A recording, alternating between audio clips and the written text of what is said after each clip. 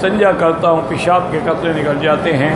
بہرحال میرا بھائی گزارش یہ ہے کہ اگر پیشاب کے قطروں کی بیماری ہے تو ایک ہی دفعہ آپ استنجا کریں، وضو کریں۔ مثلا مغرب کے لیے کیا عشاء تک آپ کو کافی ہے، چاہے وہ قطرے گرتے رہیں، اندر انڈر ویئر پہن لیں یا اندر اپنے کوئی پیڈ ویڈ باندھ لیں تاکہ مسجد میں نہ گریں، پھر عشاء کی نماز کے لیے دوبارہ استنجا اور وضو کریں۔ تمہارے بس میں ہی نہیں ہے، وہ بند ہی نہیں ہوتے، کیا کرو؟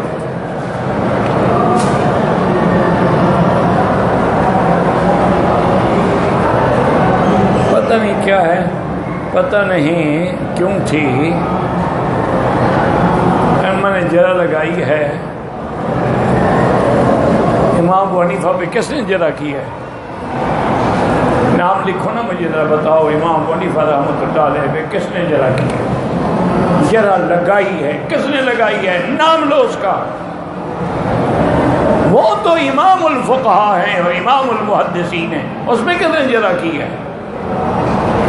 ان کی تو ساری روایات یا ثلاثی ہیں یا ثنائی ہیں۔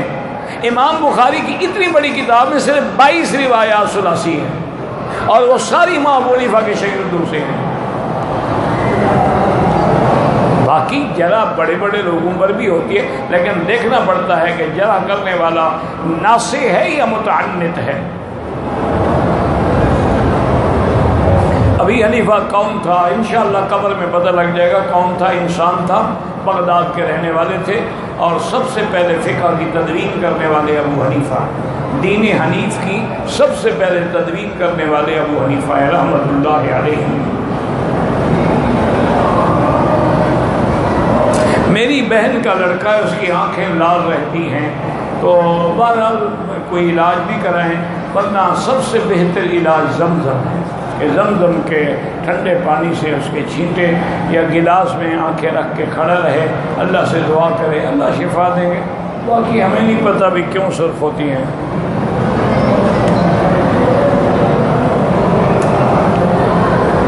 بہرحال شریعت میں پہلی بیوی سے شادی کی ضرورت نہیں ہے اجازت کی، باقی تم جانو، تمہارے قانون جانے۔ اونچی آواز سے آمین کہنا بھی حدیث میں ہے، لیکن زیادہ راجح یہی ہے، قرآن یہی کہتا ہے کہ آمین دعا ہے، ادعوا ربکم تضرعا وخفیہ، دعا ہمیشہ آہستہ مانگی جاتی ہے۔ اسی لیے حضرت زکریا نے اذ نادى ربہ نداء خفیہ، آمین کا معنی کیا ہے؟ اللہم استجب، اللہ ہماری دعا قبول فرما۔ تو دعا ہے تو دعا آہستہ ہو تو زیادہ افضل ہے، ویسے زور سے بھی ثابت ہے، کوئی بنا نہیں۔ یہ تو مستحب باتیں ہیں، کوئی جھگڑے کی باتیں کسی میں دماغ کھپاتے رہو۔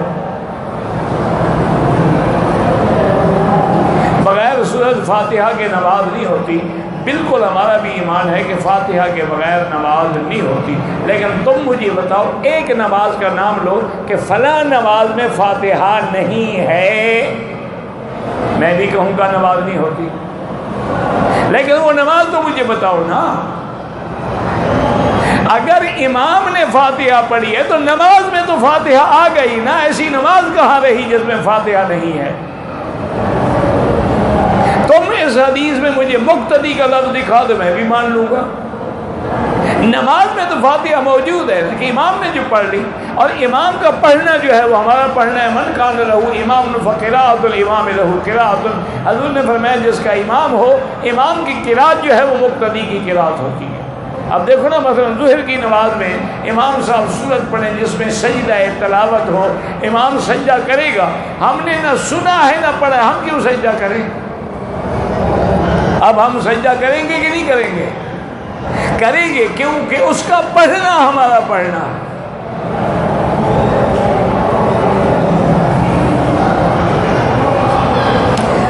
جو آدمی اللہ کے دین کے خدمات کرتے ہیں ان کو علماء نے لقب دیے ہیں مجتہد کا بھی، مجدد کا بھی، اور چونکہ ایک حدیث میں آتا ہے کہ اللہ ہر 100 سال کی ابتدا پہ ایک ایسا آدمی بھیجتے ہیں جو دین کو آگے دوبارہ سنبھال لیتا ہے، اس کی کوئی اگر کسی نے نقصان پہنچایا ہے تو نقصان کو ٹھیک کر دے۔ پھر علماء نے فرمایا کہ پہلا مجدد فلاں ہے، پھر فلاں ہے، پھر فلاں ہے۔ میاں بیوی بغیر کپڑوں کے سو سکتے ہیں؟ کیوں نہیں سو سکتے؟ آپ میاں بیوی ہیں، بالکل سو سکتے ہیں۔ تم وہ مسئلے پوچھو نا جی شریعت کے یا تقوی کے، پرہیزگاری کے، وہ چھوڑو۔ وہ تو انبیاء نے تو کبھی دیکھا نہیں۔ بی بی فرماتی کہ میں نے حضور کا بدن ہی نہیں دیکھا، تو وہ بغیر کپڑوں کے کیسے سوتے ہوں گے؟ وہ بلند مقام ہے۔ جہاں تک فتویٰ ہے وہ یہی ہے کہ تم میاں بیوی سو سکتے ہو بغیر کپڑوں کے۔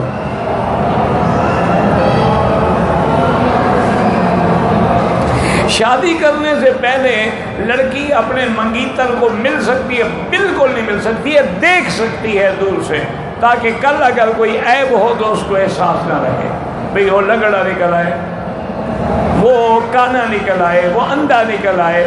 اس سے کہا تھا کہ جناب وہ تو اس کا ماشاءاللہ بڑا خوبصورت بیٹا ہے، ماں کو تو اپنا بیٹا اچھا لگتا ہے، وہ اندر سے کالا ہو۔ تو اس لیے منگیتر کو ایک نظر دیکھنا جائز ہے، اسی طرح لڑکے کو بھی ایک نظر لڑکی کا دیکھنا جائز ہے۔ یہ نہیں ہے کہ مل سکتی ہے، نکاح سے پہلے سارے کام طے ہو جائیں، پھر شادی کے بعد کیا کرو گے؟ جخ مارو گے؟ مسئلے تو تم نے سارے پہلے حل کر دیے۔ میرے 2 مکان ہیں، کرایہ کر دیے ہوئے ہیں، اس پر زکوٰۃ ہے نہیں۔ مکان کی قیمت پہ زکوٰۃ نہیں ہوتی۔ یاد رکھو، تم نے 2 مکان بنائے یا 10 مکان بنائے، ان کو تم نے کرائے پہ دے دی۔ اب جو کرایہ آتا ہے وہ جمع ہوگا سال میں، اور سارا حساب جمع کر کے جو نفع بنے گا تو کرائے پر زکوٰۃ ہوگی، مکان کی قیمت پر نہیں ہوگی۔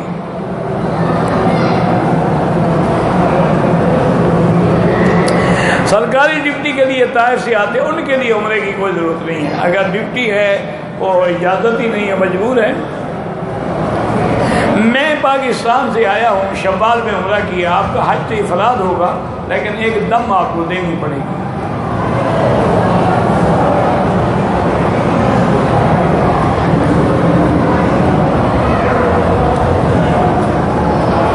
اگر ایک آدمی یہاں سے پاکستان گیا، اس نے روزہ نہیں رکھا، لیکن بعد میں اعلان ہوا کہ بھی یہاں جو ہے 29 ہوئے، اگر اس کے پاکستان میں بھی 29 ہوئے، یہاں بھی 29 پورے ہو گئے، تو روزہ رکھنے کی کوئی ضرورت نہیں۔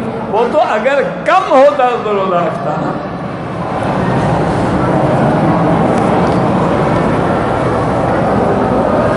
رش کے دنوں میں حرم میں داخل ہونے کے بعد گیٹ بند ہو جاتے ہیں۔ مجھے پتہ نہیں کیا مقصد پر سے رشتہ رہتا ہے، معذور ہوں، تو بہرحال گزارش یہ ہے کہ آپ باہر بیٹھ کے نماز پڑھ لیا کریں، جہاں سے حمام بھی قریب ہو آپ چلے جائیں وہاں، کوئی ضروری نہیں ہے۔ اگر آپ معذور ہیں، مجبور ہیں، پھر آپ کو زخم ہے، تو آپ باہر بیٹھ کے نماز پڑھ لیں۔ وہ بھی نماز حرم کے اندر شامل ہے جو میدان میں بیٹھ کے پڑھتے ہیں۔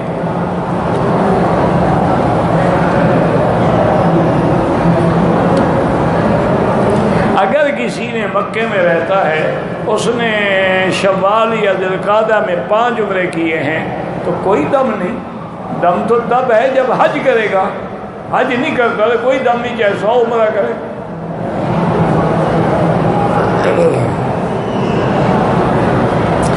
اگر کسی نے شوال میں مرحوم کے لیے عمرہ کیا، کوئی دم نہیں اللہ کے بندے۔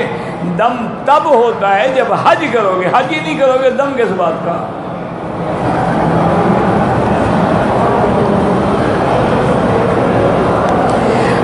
یہ جو خواجہ سرا ہوتے ہیں، جن کو ہجڑے کہتے ہیں، ان کا یہی ہے کہ اگر اس کے اعضاء کی شکل عورت سے ملتی ہے تو عورت والا جنازہ پڑھا جائے گا، اگر مرد سے ملتی ہے تو مرد والا جنازہ پڑھا جائے گا، اس کی غالب حالت دیکھی جائے گی۔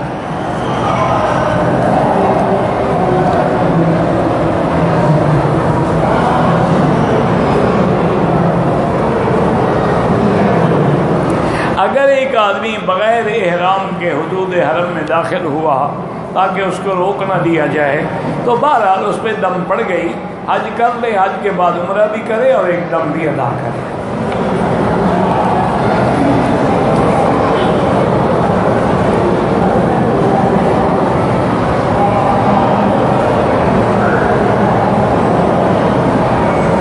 کہتے کہتے جی کہ آپ کا لکھا ہوا اگر درس ہوتا.